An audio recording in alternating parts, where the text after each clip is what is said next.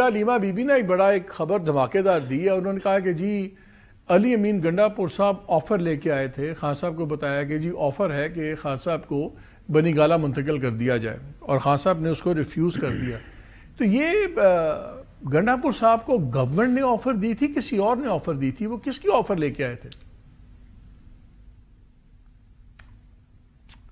گنڈا پور صاحب سے ہماری تو کبھی ملاقات نہیں ہوئی, اگر ہوئی بھی ہے تو میٹنگز میں ہوئی ہے. پرائم منسٹر صاحب کے ساتھ بھی جہاں تک میری انفارمیشن ہے کہ وہ میٹنگز میں ہی ملتے رہے ہیں. کوئی ان کی 1-to-1 میٹنگ میرے تو انفارمیشن میں نہیں ہے. ان کی میٹنگ اگر ہوتی رہی ہیں تو محسن نقوی صاحب کے ساتھ ہوتی رہی ہیں. اب یہ تو پھر ان سے پوچھا جائے کہ ان کو کس نے آفر کی تھی. تو محسن نقوی صاحب میرا خیال ہے آپ ہی کی گورنمنٹ کے اندر انٹیریئر منسٹر ہیں کہ نہیں ہیں؟ ٹھیک ہے, ان کے تعلقات بہت جگہ پہ ہیں, تو وہ یہ آپ معلوم کر کے بتائیں ہمیں. تو آپ کے خیال میں یہ آفر ان کو محسن نقوی صاحب نے ہو سکتا ہے دی ہو بنی گالہ جانے کی؟ میں نے ملاقات کا ذکر کیا ہے کہ ملاقات ان سے رہی ہے, ان سے ملاقات ہے. ہمارے ساتھ تو ان کی ملاقات بھی نہیں ہے, تو اس لیے ہم نے تو ان کو کوئی آفر نہیں کی. لیکن نقوی صاحب نے اگر کی ہے تو اس کی پھر تصدیق یا تردید یا وہ خود کر سکتے ہیں یا پھر گنڈا پور صاحب کر سکتے ہیں. رانا صاحب آپ ایسے بٹوین دا لائنز کمال کی بات کرتے ہیں, اس کے آپ کو میں 100 نمبر ہمیشہ دیتا ہوں. کمال آپ کی بات ہوتی ہے. مجھے اب یہ بتائیں ریئلسٹکلی آپ کو کیا لگ رہا ہے یہ نیگوسیشنز, یہ کمیٹی یہ بھی کھیلی جائے گی جو حالات لگ رہے ہیں؟ اور کیا خان صاحب کا جو بیان ہے, اتنا سخت بیان, یہ تو نہیں ہے کہ ان کو بہت کانفیڈنس ہے کہ اب آپ زیادہ عرصہ ان کو اندر نہیں رکھ سکتے؟ چاہے یہ مقدمہ 190 ملین کا ہے, اس کی بھی تاریخیں 3 ہو گئی ہیں فیصلوں کی. وہ کہتے ہیں مجھے صرف پریشر میں ڈالنے کے لیے لٹکایا ہوا ہے. کیا یہ ان کا کانفیڈنس ہے کہ اب آپ ان کو اور نہیں رکھ سکتے جتنی ان کی سپورٹ بیس ہے, سب کچھ ہے, اس لیے سخت رویہ ہوا ہے یا کوئی اور وجہ ہے؟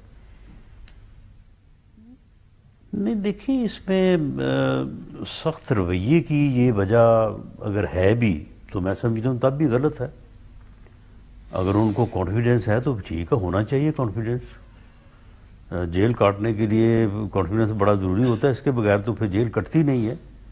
لیکن اگر انہوں نے مذاکرات کے لیے کمیٹی بنائی تو پھر انہیں اس طرح کے بیانات دے کے جو ہے وہ اس معاملے کو جو ہے وہ ڈیمیج نہیں کرنا چاہیے تھا.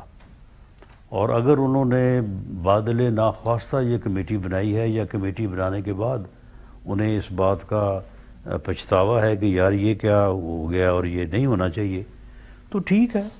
اگر وہ کمیٹیز جو ہیں وہ آپس میں مذاکرات نہیں کریں گی تو پھر مذاکرات تو ہوتے آ رہے ہیں.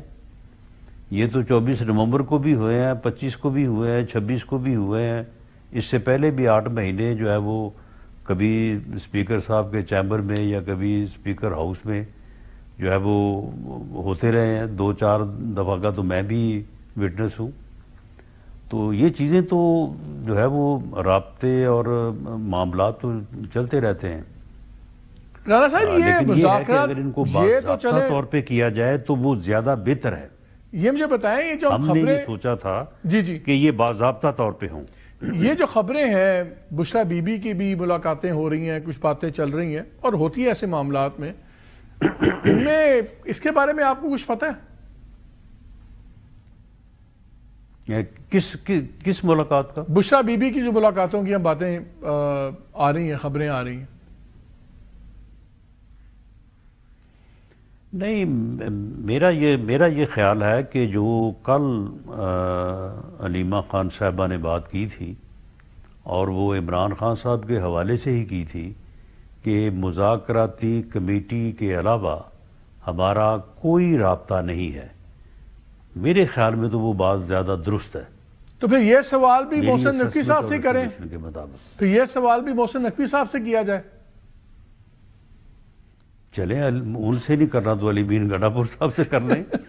ان دونوں سے ہی ہو سکتا ہے. علی امین گنڈا پور صاحب کا تو علیمہ خان صاحبہ نے نام لیا ہے, تو اس لیے میرا خیال ہے کہ ان کو آپ کو فون بلانا چاہیے.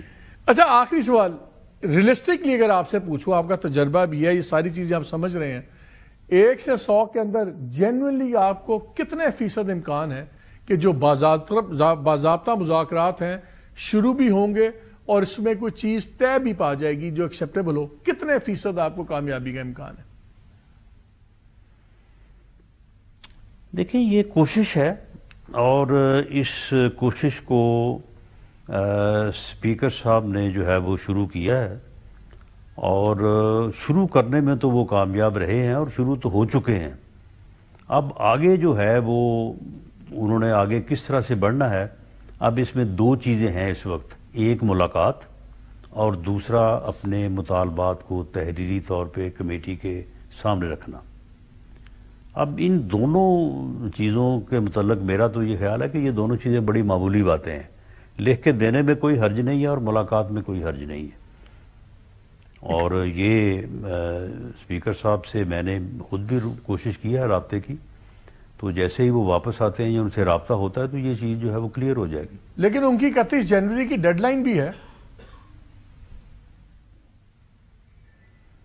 چلیں اگر پہلے ملاقاتیں تھوڑا وقفے سے ہونی تھی تو اب ذرا جلدی ہو جائیں گی۔